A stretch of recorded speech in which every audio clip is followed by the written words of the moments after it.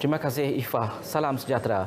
Seramai 25,000 daripada 44,000 usahawan kecil dan sederhana IKS di Sarawak masih belum berdaftar dengan pihak berkuasa tempatan PBT.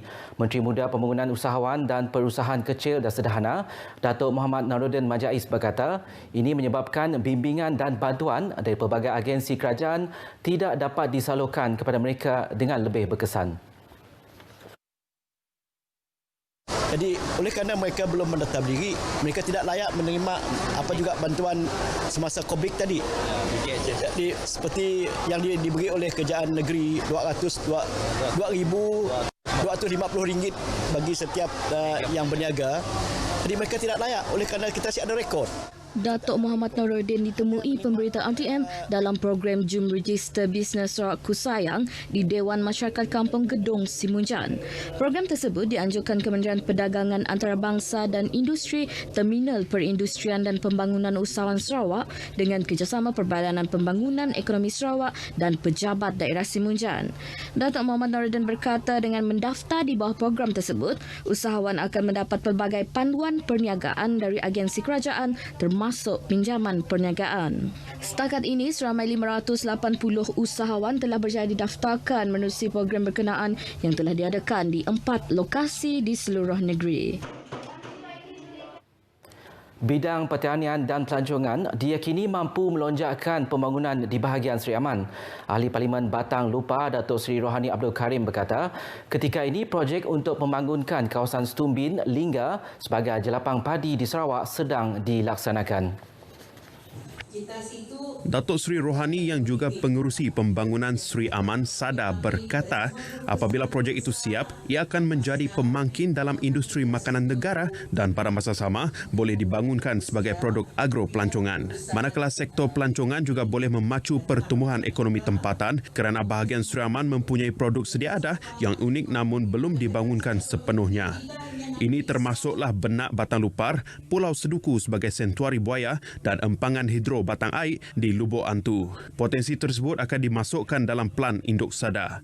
Datuk Seri Rohani berucap dalam majlis penyerahan geran projek kecil luar bandar, projek mesra rakyat dan projek transformasi luar bandar kepada sekolah, surau, masjid serta jawatan kuasa kemajuan dan keselamatan kampung bagi kawasan Dun Lingga dengan nilai keseluruhan RM2.36 juta. Beliau berharap semua agensi pelaksana, pemimpin masyarakat dan penduduk Seri Aman dapat memberi kerjasama dalam menjayakan plan pembangunan Sada. Hari ini 21 Oktober merupakan satu lagi tarikh penting dalam sejarah Sarawak apabila deklarasi Seri Aman iaitu Perjanjian Keamanan ditandatangani antara kerajaan dengan pihak komunis pada 1973. Perjanjian keamanan itu yang menyaksikan pihak komunis bersetuju menamatkan perjuangan mereka dan penentangan mereka di Sarawak. Wartawan Rosita Ampong ada laporannya.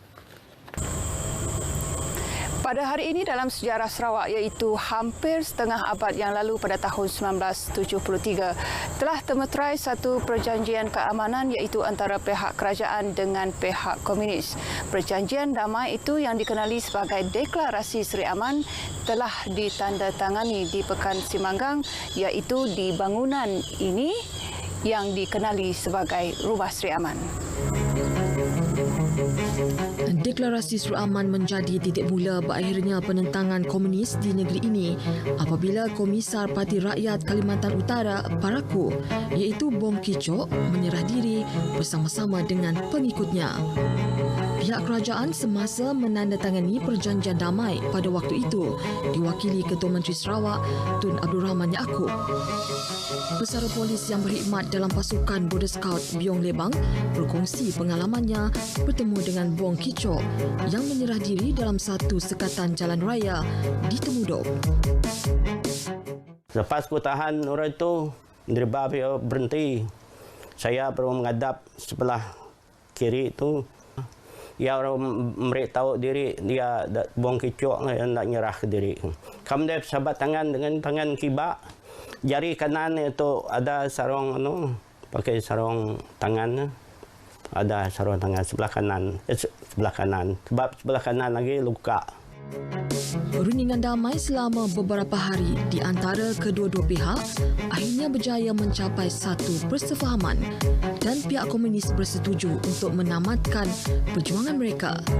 Kira-kira 500 komunis meletakkan senjata dan kembali kepada masyarakat. Nama Simanggang ditukar ke Sri Aman pada Mac 1974 sebagai memperingati peristiwa bersejarah tersebut. Bagaimanapun, atas permintaan penduduk tempatan, tahun ini nama Bandar Sri Aman ditukar semula ke Bandar Simanggang. Kalau boleh pada tarikh 21 Oktober itu kita adakan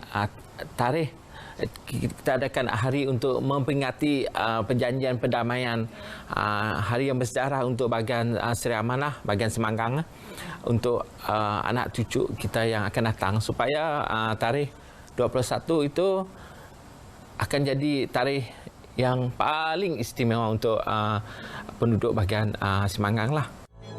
Mercu tanda burung merpati yang terletak di tengah-tengah Bandar Simanggang adalah simbol keamanan sebaik temeterainya perjanjian damai antara kedua-dua pihak.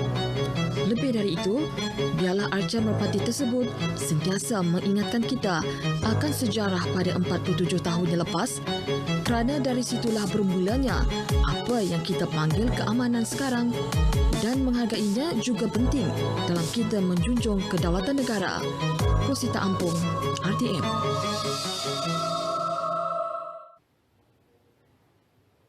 Majlis Perbandaran Sibu MPS memandang serius kejadian seorang kanak-kanak berusia 10 tahun yang hampir lemas selepas terjatuh ke parit. Dalam kejadian sekitar 9 malam tadi di Jalan Kampung Dato' Sibu itu, kanak-kanak itu terjatuh kerana penutup besi parit telah dicuri individu tidak bertanggungjawab. Pengerusi MPS Clarence Ting berkata sebab menerima laporan kejadian itu, beliau telah mengarahkan unit perkhidmatan pergerakan MPS untuk menutup lubang parit itu seawal jam 8 pagi tadi. Penutup parit itu ditutup menggunakan papan kayu bagi mengelakkan kejadian kecurian berlaku semula. Yeah, it was a very close call. And then fortunately there's a happy ending.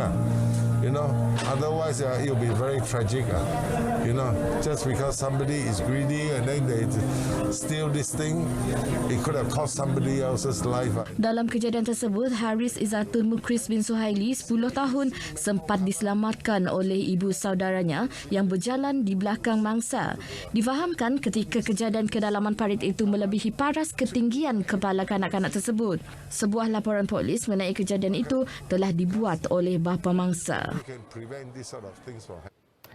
Penduduk yang terjejas dalam insiden kebakaran di Rumah Jelian dan Rumah Langi di Pasai Siong Tengah Sibu 2 hari lepas terus menerima bantuan daripada pelbagai pihak. Antaranya daripada Jabatan Kebajikan Masyarakat yang menyerahkan bantuan berupa makanan kering, peralatan dapur dan kelengkapan tidur. Manakala Persatuan Bulan Sabit Merah dan sebuah syarikat telah menyerahkan bantuan berupa pakaian dan makanan. Ahli Dewan Undangan Negeri Tamin, Christopher Gira Sambang, yang melawat penduduk terjejas kebakaran, turut memberi bantuan segera RM1,000 bagi setiap keluarga dan bantuan bahan binaan untuk membina kediaman sementara.